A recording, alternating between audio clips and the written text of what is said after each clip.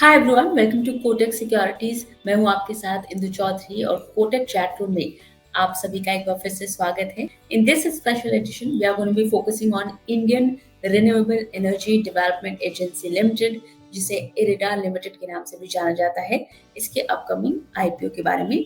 Joining in to discuss more details on this IPO with me joins in Mr. Pradeep Kumar Das, CMD of IRIDA Limited. Sir, बहुत बहुत स्वागत है आपका हमारे साथ जुड़ने के लिए। बहुत बहुत धन्यवाद आपको बुलाने के लिए। सर, सबसे पहले तो आप हमें इरिडा लिमिटेड के बारे में समझाइए।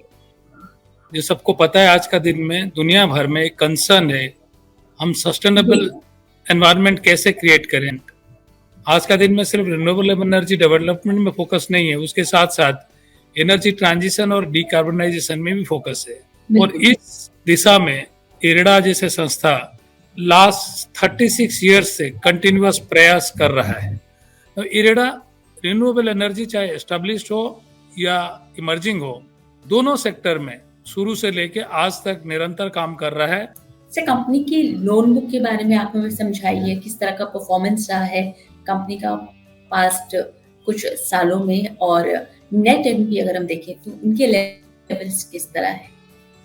हमारे लोन बुक अगर आज के दिन में देखेंगे, सितंबर का आंकड़ा बताएंगे तो 47,000 करोड़ का ऊपर हो चुका है। इवन मार्च में 47,000 हम क्रॉस कर चुके थे, जो प्रोस्पेक्टस में हम पब्लिश किए हुए हैं। हमारा आईपीओ ओपन हो चुका है, 21 से 23 तक ओपन है। प्राइस बैंड है 30 से 32 का बीच में।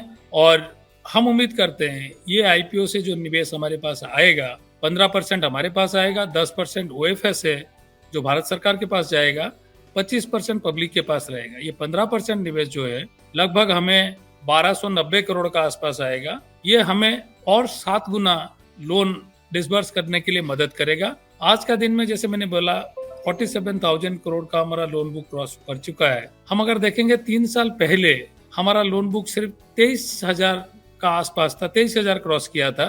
33 साल में हम 23,000 क्रॉस किए थे। ये 3 साल के अंदर हमने 24,000 करोड़ का लोन बुक बढ़ाए हुए हैं। हमारे sanction, disbursement and loan book अगर देखेंगे 3 साल का सीएजीआर, लोन बुक में लगभग 30% का वृद्धि है, सैंक्शन में 72% का सीएजीआर है, डिसबर्समेंट में 56% का सीएजीआर है। सैंक्शन और डिसबर्समेंट करना कोई भी फाइनेंस कंपनी के लिए बहुत चैलेंजिंग काम होता है। उसके बाद new and renewable and emerging sector में भी अगर कोई करे, उनके लिए और चैलेंजिंग होता है। ये सब करने का बावजूद हम अपना नेट इंटरेस्ट मार्जिन जो है 3 का ऊपर रखे हुए हैं, और रिटर्न ऑफ इक्विटी जो हम रखे हुए हैं 15.44 हमारा मार्च का आंकड़ा बता रहा है, जो 3 साल पहले देखेंगे तो 12 का आंकड़े में था। और कोई भी फाइनेंस कंपनी के लिए सबसे बड़ी उपलब्धि होता है कि नेट एनपीए क्या है, ग्रॉस एनपीए और नेट एनपीए। देखेंगे तो 3 साल पहले हमारा ग्रॉस एनपीए था 10 से ऊपर, नेट एनपीए था 7.18, जो आज घट करके ग्रॉस एनपीए जस्ट 3 का ऊपर है, और नेट एनपीए सितंबर में 1.65, मार्च में 1.66 था। तो लगातार एनपीए में घटत हुआ है और लोन बुक में बढ़ोतरी हुआ है, प्रॉफिट में बढ़ोतरी हुआ है। इसका ये प्रमाणित होता है कि हम 3-3.5 साल में बहुत सारे पॉलिसी, प्रोसेस, प्रोसीड्यूरल रिफॉर्म अपने कंपनी का अंदर लाए हैं, जो हमारे डेवलपर को काफी मददगार हुआ है और कंपनी को मददगार हुआ है, जिसके तहत सेक्टर में solar energy, renewable Energy development में काफी पेस पकड़ा हुआ है। सर, पैंडेमिक का इम्पैक्ट हमने देखा था कि ऑलमोस्ट सभी बिजनेसेस एंड अलग अलग सेक्टर्स में देखने को मिला था। इसका इम्पैक्ट कैसा देखने को मिला कंपनी के बैलेंस शीट पर? जो कोविड का समय था 2 साल, बहुत ही बुरा समय विश्व इतिहास में रहा है। इस पीरियड में हम सबसे ज्यादा बिजनेस किए हुए हैं और सबसे ज्यादा हैंड होल्डिंग डेवलपर को किए हुए हैं। अभी यही डेवलपर्स नए और इमर्जिंग में बैकवर्ड इंटीग्रेशन और फॉरवर्ड इंटीग्रेशन का माध्यम से फर्दर रिन्यूएबल एनर्जी डेवलपमेंट करने जा रहे हैं, जिसका फायदा सेक्टर को होगा, देश को होगा और हमारे कंपनी को भी होगा। Equity holder government of India है। आईपीओ के बाद हमारे बाकी 25% मार्केट में आ जाएंगे, तो आप लोग भी अगर इन्वेस्ट करेंगे तो आप लोग भी बनेंगे, तो उसको फायदा आप लोगों को भी होगा। So the company is raising around 1300 crore rupees through fresh issues, और 860 crore rupees जो हैं वो OFS के जरिए कलेक्ट किए जा रहे हैं। तो how is this fund going to be utilized? ये 1290 करोड़ आने का बाद में हमारा जो अभी डिसबर्समेंट प्लान है, ये फर्दर उसको सपोर्ट करेगा। आप अगर देखेंगे लास्ट ईयर हमारा डिसबर्समेंट 21,000 से ऊपर करीब हुआ था। इस साल भी हम उम्मीद करते हैं, क्योंकि लगातार हमारा एनुअल इंक्रीमेंटल डिसबर्समेंट हो रहा है विगत 3 साल आप अगर देखेंगे, तो हम उम्मीद करते हैं आगे भी ये बढ़ोतरी रहेगा। तो हमारा जो जितने नेटवर्थ बनेगा हम उसको पूरा लिवरेजिंग करेंगे। जरूरत पड़ने पर हम परपेचुअल डेट और सब डेट भी लाएंगे, सो दैट सेक्टर का जो रिक्वायरमेंट है हम उसको पूरा सपोर्ट कर पाएंगे। जो हमारे देशवासियों के लिए एक मैंडेट बन चुका है कि हमें 500 गीगावाट का इंस्टॉलेशन 2030 का पहले करना पड़ेगा। बहुत ही कॉन्फिडेंट है कि भारत 500 गीगावाट का जो लक्ष्य है तो 2030 का पहले अचीव कर लेगा।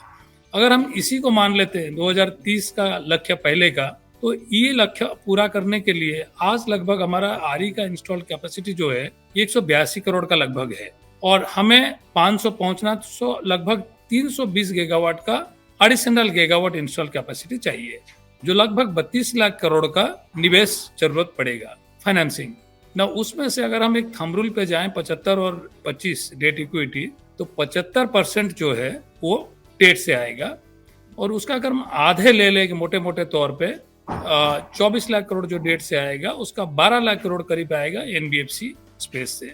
आज का आंकड़ा अगर देखेंगे हम, एनबीएफसी में जो फाइनेंसिंग आरई में हुआ है, हम 31% हमारा शेयर है उसमें। हम उम्मीद करते हैं आगे भी वो शेयर बरकरार रहेगा। हम जॉइंट फाइनेंसिंग भी करेंगे बाकी बैंक्स एंड अदर एनबीएफसी के साथ मिल करके। आपका स्ट्रक्चर कैसा होता है फाइनेंसिंग का? देखिए, हमारे all type of products are available, short term, long term, medium term and so normally project renewable financing में कंस्ट्रक्शन पीरियड छोटा होता है। विंड सोलर अगर देखेंगे 6 महीने से लेकर 1.5 साल के अंदर प्रोजेक्ट हो जाते हैं, और हाइड्रो अगर देखेंगे 2.5, 3 साल के अंदर भी हो जाते हैं, depending on the geographical locations and constraints in that particular topography. तो हम प्रोजेक्ट कंस्ट्रक्शन से लेके commissioning, post commissioning till closure of the project भी हम फाइनेंसिंग करते हैं।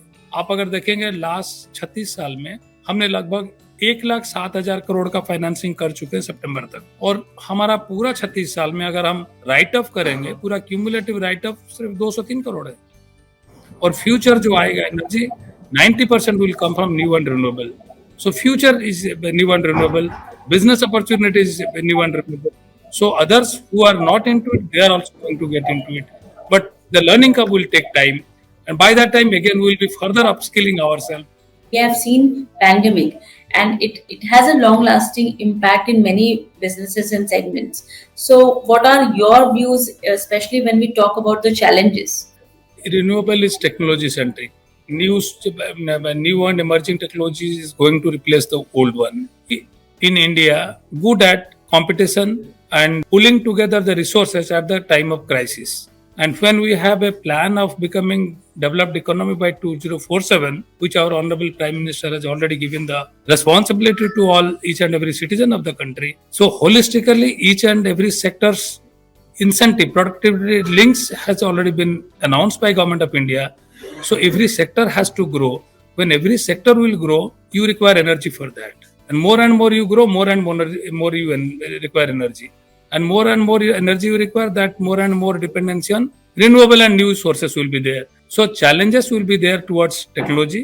The bigger challenge will be self-discipline and good governance. And last but most important, we also decarbonize our employee. We have a mandatory concept of doing meditation every day, 10-15 by all our employees. So we every day decarbonize ourselves before we start the decarbonizing financing. That's really great, sir.